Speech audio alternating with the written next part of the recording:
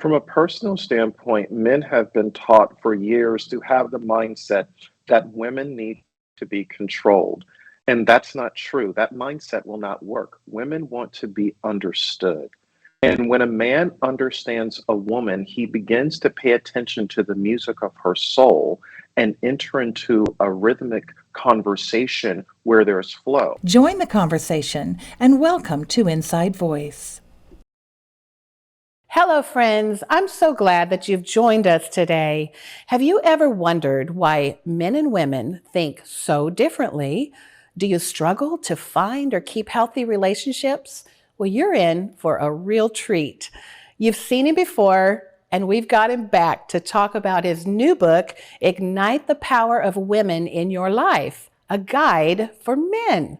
It's such an honor for me to have the brilliant author, speaker, and life coach, Simon T. Bailey, with us again today. And Simon, thank you for joining us. I'm so glad you're here today. Brenda, thank you so much for having me. It's good to be with you today. Well, I understand are you in California? Where are you today? You're on the road. I'm in Oceanside, California. Oh, wonderful. Well, I heard that this book was inspired by your daughter, or the spark of the idea, the concept came to you. I'd love for you to share that story with us as we begin this interview. My daughter came into my home office a few years ago and she said, "Hi, Daddy." I said, "Hey, baby girl." And I sensed she wanted to talk, but I was emotionally unavailable. And she sat down, waited a few minutes, and then she said, "Dad, you're busy. I'll just come back later." And I said, "Okay, bye bye."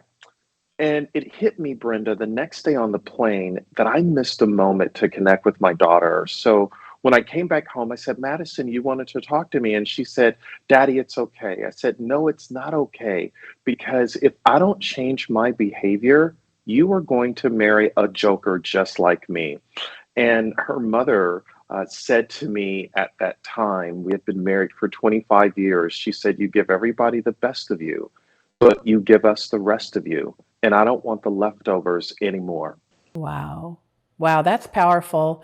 And, I think that if our world was full of fathers who cared and could be sensitive to those moments with their daughters, we would live in a different kind of world. So many people are filled with insecurity and a lack of understanding of their own identity. And don't you think that is part of the blessing of the Father, to be able to reaffirm, and when they care about those moments and those details, they're building and constructing a beautiful thing. To your point, yes. And that father is leaving an imprint on the head, the heart, and the hands of their daughter by how they model love. Wow, that's so good. Well, interestingly, you wrote this book as a correspondent 6-week course for men. And I would assume, though, that this is also very helpful for women. Can you speak to that? How, excuse me, how this might be helpful for women too? First of all, we've heard from women from all over the world who have read the book, and what they have shared with us is they now understand why sometimes men shut down when they really want to talk. They now have an approach to helping men embrace vulnerability and not see it as making them less masculine. And the other feedback that we are hearing from women is it's given them some tools to create a more fluid conversation without a man being threatened, and really understanding that the woman in his life, his wife, his mother, his sister, is there to really help him become better. And so women are waking up and they're like, "Oh my goodness, this is such great insight," because I share from a place of failure. Mm, wow. And there is so much conflict in professional relationships, in personal relationships, I think based on that very thing that you're talking about, because we misread the situation often. And if we feel threatened, then we're coming at something from a fear-based mindset instead of one of positivity and potential and opportunity. you really have a finger on the pulse of kind of the human struggle. I'm just going to put it that way, and how people are often marginalized by these mindsets. Can you speak to that both personally and professionally? From a personal standpoint, men have been taught for years to have the mindset that women need to be controlled. And that's not true. That mindset will not work. Women want to be understood. And when a man understands a woman, he begins to pay attention to the music of her soul and enter into a rhythmic conversation where there's flow. Now, when we look at this from a professional standpoint, when you're working in a place of business, the greatest gift that men can do for women in business is to be an ally.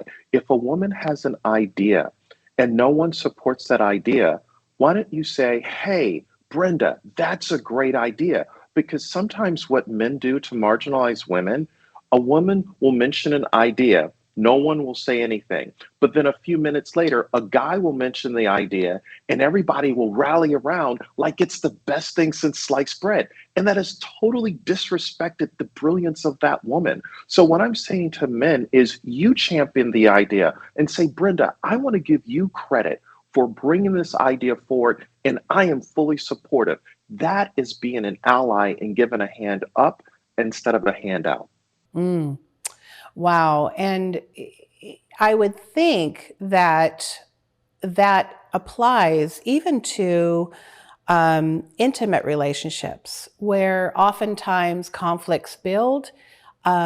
People kind of keep score, or in their little memory bank of all the things that they perceive as done to them or against them. And there's this division that can take place in a relationship that was actually meant to thrive together. How do we overcome those mindsets when, just reading a book can perhaps give us insight? How do we then face those fears within ourselves and those things that sabotage the relationship? And how do we make those first steps toward change? To make the first steps towards change is shifting from saying, I love you to I cherish you. Anyone can say, I love you. But when I cherish you, I release the need to always be right and I become open for what wants to emerge. When I cherish you, I understand that you come into the relationship through door one, I come through door two. You have your history experiences, I have my history and experiences. But when we merge together, we find door three.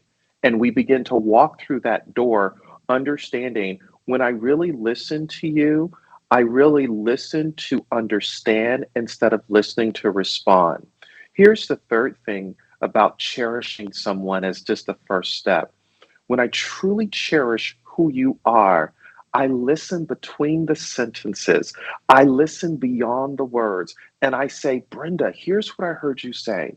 Is this what you meant? Can we double click on that? Can we drop a pin? Help me understand. And when you really cherish someone, you say, I'm not going to get it right all the time, but can we Mm. build a bridge from where we are to where we can go together? Wow. I think that's key. And just keeping into focus that I cherish this person. We can lose sight of that, don't you think? Yes. Sometimes you lose sight because of all the noise of what's happening in the world. You hear about the war in the Ukraine. You hear about high gas prices, stress at work. You're waiting for the other shoe to drop. And when you come back to a place of cherishing, it's less of me and more of we. That's cherishing.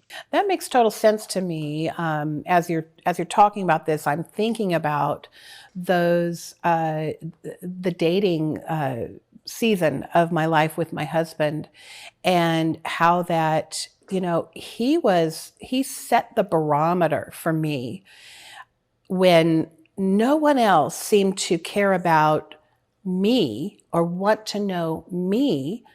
They were more interested in an image or me fitting into their cookie cutter.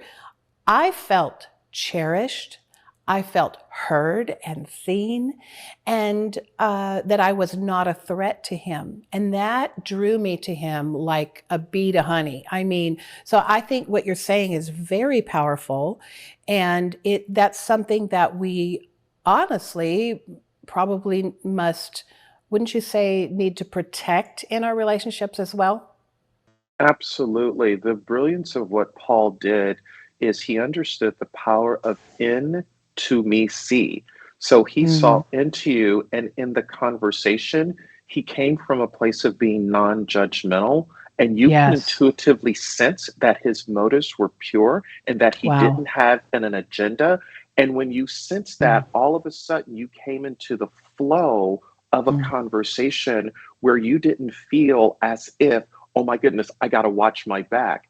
Um, so that love allowed him to just show up and be in the moment with you. Yeah. Oh, that's really good. And I think that we often can sabotage ourselves professionally or even within those important relationships, whether that be with a spouse or um, with a child. How do we do that? How do we sabotage ourselves and how do we begin to start seeing those moments and then changing them? Because I would imagine that it takes time to begin to change the narrative, so to speak, and so that we can begin to respond in a much more healthy and honorable way. Yeah. I've discovered that sometimes what sabotages a relationship is what I call comparison inferiority complex. We begin to compare the person that we're in relationship with to past relationships. And is this person going to do to us what this last person did? So we have PTSD that is from a previous relationship. But that also leads us to a scarcity mindset like, oh my goodness, I've got to hold on to my heart because you're going to hurt me. But when you come from an abundant mindset, you recognize that a half a person doesn't make a whole relationship. And if I choose to come into a whole, WHOLE, whole relationship, then the whole, HOLE, in my soul is going to be filled, it's going to be healed because I'm showing up to serve. So the most important question that you can ask in the moment is, how can I serve you? How can I Wow. serve you? Because when I say, how can I serve you? I am putting myself out there, flawed, perfectly imperfect, but willing to heal in the moment by becoming transparent with you, another human being who will see me just as I am. Mm. That's so good. And I think a lot of people are dealing with PTSD from former relationships that they carry that baggage into the new. And you said an interesting word, a scarcity mindset. And as you said that, I just kind of get this mental picture of how, we are constantly sowing seed into others, into our future, with the choices we make, with the words that we speak, the things that we do. And I would think that as we operate in a scarcity mindset, we are sowing bad seed, I guess you could say, that, the law of reciprocity, going to come back to me from what I'm sowing. Can you speak to that for a moment? Yeah, so what's interesting when you're sowing negative seeds of energy, in caring science, they call that biocytic language. Biocytic language, what comes from the word biocide, is poisonous, and it's language that causes individuals to spiral down. So when I'm in this scarcity mindset, my language is very biting. I'm talking at you, not to you. But when I move to an abundant mindset, I'm now operating in what we call in caring science biogenic language. And biogenic language causes individuals to spiral up. So, what happens is you create a new vibration or frequency in language that comes from a place of peace and love and joy. And you can sense in the energy of the words that this is powerful because you're coming from this expanded consciousness of abundance that I'm not here to take from you. I'm here to give to you. And research says that when you help someone else, the reward centers in our brain begin to light up, almost as if we have been on the receiving end of the language, the positive language that we've just spoken, and they call it the helper's high. So, in other words, I'm helping you and I'm helping myself in the process by Yeah. speaking life. Wow. And that would answer or be the reason, I guess, that we say, oh, no, I just got a gut feeling with this person. They had a positive experience. It wasn't necessarily what they said, but how they said it, correct? Yes, one of the things that I'm teaching in the book is women have a bigger brain than men. And because of this bigger brain, you just do. But the second thing is, women have intuition. Hmm. Women can sense something in the moment that takes a guy a year or two to catch up. We may It's never true. see it. And when you pay attention to a woman's intuitive intelligence, all of a sudden, you're not less, you're more because you're leveraging her brilliance and her intuition in that moment, and you're honoring the gift that she carries. Oh, that's so good. And it really points back to the whole purpose of creation for man and woman, and that the woman really was a gift because she brought those things to the table. And I love the picture, just speaking from my own heart, I love the picture of how the female soul, the female brain, the female giftings really are a very um, kind of a completer picture of the Godhead. She encompasses all the different traits that, especially with the Holy Spirit, and our comforter, our counselor, the one that gives us the discernment and the wisdom. And so what you said, just even scientifically, that really backs that up. And I love that picture because I think oftentimes women are perceived as wanting to lord over men. Do you think that's just coming from the fear of the perception of men in fear, where they're afraid of being controlled? Um, you know, I also know that the scriptures tell us to submit one to another. Help us to really unpack that for a minute and understand the beauty of trust and that engagement, because I do know also that many women are coming from a place of fear and do try to control. So, I think that this really points to a need for healing. And I know I'm kind of pontificating a little bit, but can you speak to that deeper place of um, letting go and choosing to trust? And even if we're disrespected on the journey, how do we begin to bring these pieces together and bring a unity that will flow so that we can all work within our giftings and empower each other? Sometimes women come from a place of fear when they believe that the man, their husband, that they're in relationship with is truly not leading the home in a godly way. And that fear stirs up because she doesn't feel seen, valued, or appreciated. So then the question is, how do we grow from that? And I think it really starts with sitting down and having that crucial conversation about here's where we are, perhaps going and seeking help from a therapist. That's one of the things that I had to go and do when my marriage was falling apart after 25 years. And Brenda, the therapist, said to me, whatever you don't deal with will eventually deal with you. And Wow. that was the invitation for me as the man, the head of the household, to look myself in the mirror and say, how did I cause fear in her life? But because I didn't want to get out of my way and I had a need to be right, I was in my own way. We divorced, and I continued to go to therapy. And what the therapist began to unpack is she said there's a lot of research out about fathers and daughters, but there's emerging research out about mothers and sons, and you have some mama issues. And so what I Wow. recognized is I had to go all the way back to the source and have a crucial conversation with my mom, because the therapist said whatever you don't deal with, you're going to bring that into the next relationship. So my mom and I got to a place of wholeness, and my mom said to me, Brenda, she said, I've been waiting to have this conversation with you for 35 years. And when she Wow. and I finally had that conversation, I was then able to look at the women in my life, now my ex, Mm. and begin to talk to her from a place of peace and joy and forgiveness. I was then able to talk to my daughter and model something different for her because I was listening to her. I was not just hearing her. So, everyone listening to us right now, how do we begin to move from selective hearing to authentic listening? And authentic listening is having that deeper conversation about what's not working so that together we can figure out what can work moving forward.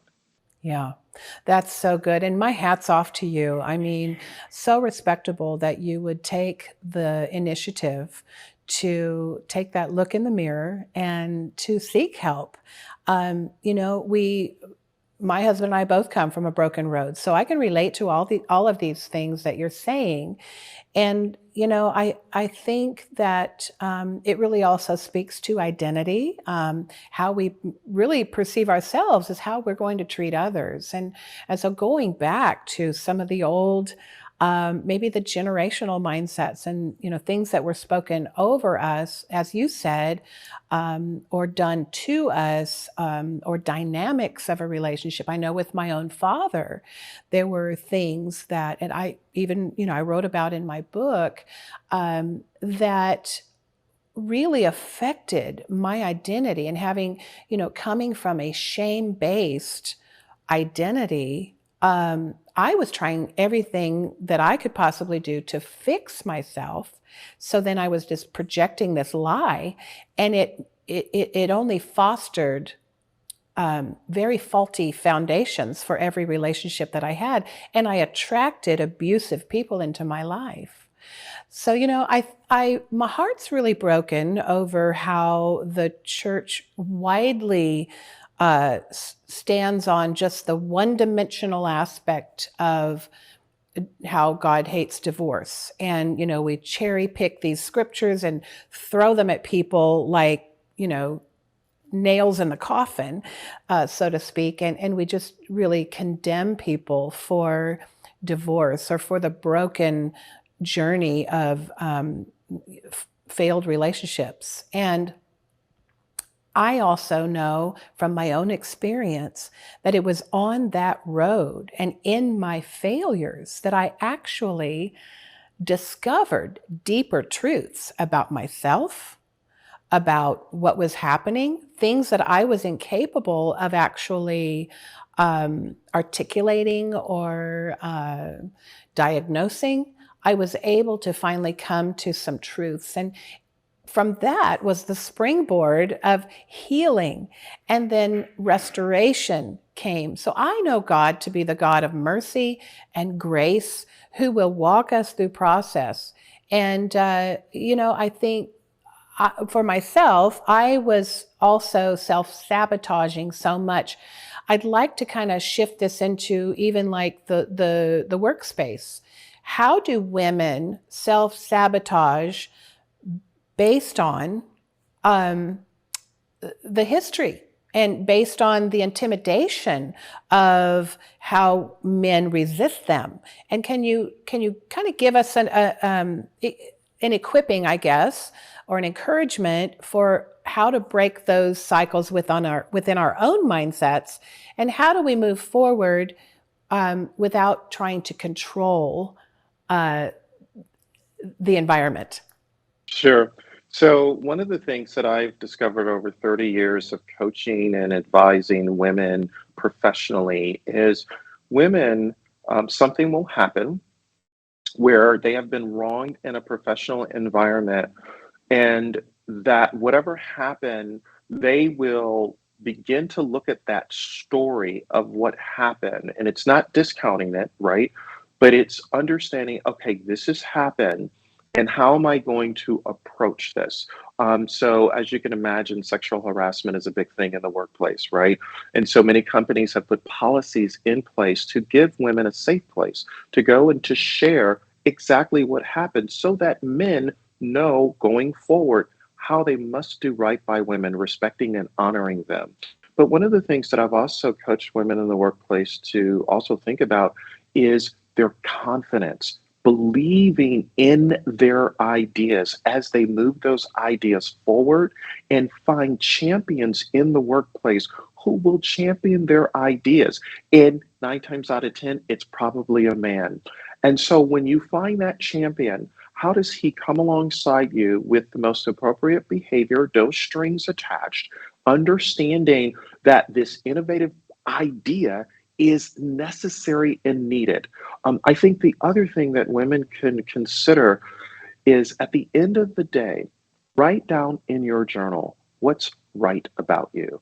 Because so many times we focus on what's wrong.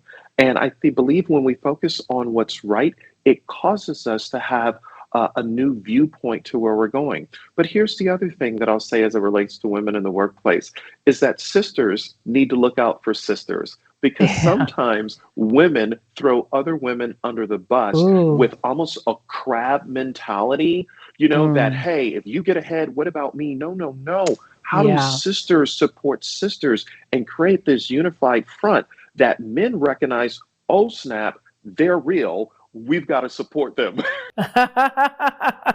Yeah, that really is. I think that's huge. Women have been for so long in competition with one another, and I think you're right. If we champion each other, really, that just comes back to us, and we receive the same kind of treatment and blessing and honor into our own lives, and even promotion, because there is a community that will observe and watch those dynamics, and they are powerful. I think women also need to anticipate the good in men and that we are in an era of change. I believe there's so much good that men bring to the table, and we need each other. And we need to give, so many women have come from such hurtful backgrounds, and there's so much emphasis, put right now on sexual harassment in the workplace and even in the church. I mean, there's so many scenarios where we're seeing this major correction taking place and exposure to so many things that are shocking to so many. But in this culture, do you believe that it's important for us to focus on what's good and what's positive in one another and to expect that as we approach those relationships? Absolutely. The scripture says, whatsoever is true, whatsoever is honest, whatsoever is just, whatsoever is pure. If we put that out into the world and expect that, we will receive that. Because I believe men want to do the right thing. They want to be good players in the thing of life, and just how do we do right by women. So it's really seeing us from a place of honesty, just let's do the right thing, not because we have to, but because we want to. Yeah. Do you think your book would speak to leaders in the church? How can it apply to ministries? Because oftentimes women are marginalized within the church systems, and it's believed by many that women should not be preaching or speaking, and that their involvement should be limited to nursery work and Sunday school teaching. Um, can you just speak to that for a moment? Because I think my heart really goes out to where people are living as they're trying to thrive within our culture, but also within a lot of the broken systems that we're experiencing within the church or the house of God. Here's what I'll say, Brenda. I have grown up in the church. I come from 3 generations of pastors, and here's what I know to be true. Any denomination that is going to thrive in this next decade in a world of Alexa, AI, artificial intelligence, automation, they must do away with this women can't preach and women can't be out front. Are you kidding me? Because we have moved from a point and click world to a touch and swipe world Mm. to now a contactless world. And women, God has designed them with a womb. a man with a womb. And so you give a woman a problem, she will give you a dissertation because she has been wired to be the solution to the future. Wow. Well, you've had some powerful women in your life, and I'd like for you to just touch on how they've impacted you and how you wouldn't be where maybe you are without those women. And then I'd like for you to also encourage, in the next 30 seconds, encourage our viewers who are struggling with these dynamics. The first woman is my mom. Mom, thank you for praying for me at 10 years of age when school wanted to put a label on me and said I was a problem child. Thank you to Miss Rita Lankus, my English teacher, who saw me at 15 when I had attempted to commit suicide. And she Oh. saw something in me that I didn't have in myself. Thank you, Miss Rita Lankus. And to all Mm. the women that are listening to me right now, you matter. You are important. Your words are so valued. So begin to speak life to the men in your life, to your sons, to your brothers. Let them know that you see them, you appreciate them, and that they are valued, because that is the healing that we as men need so that we can become whole together. Oh, wow. I cannot imagine a world without Mr. Simon T. Bailey in it. And oh, how I appreciate you, my friend. And you truly are a spark that ignites wildfires, and you're a world changer. And I appreciate you being on the show with me today. I hope we can do this again. Yes, for sure. Okay. Thank you so much. And to you, my friends, I hope that you have been encouraged today that whatever it is that you're facing, there is an answer for you to be able to make a shift, a paradigm shift that will change the trajectory of your life and your future. And we can all work together in harmony as we were meant to. And that is the goal. So I want you to look up Simon T. Bailey's information, and we're going to put on the screen where you can find his book. And I know that this book is going to be a life changer for so many of you. Thank you for joining me today, and I welcome you again to sit at the table next time. I'm Brenda Crouch.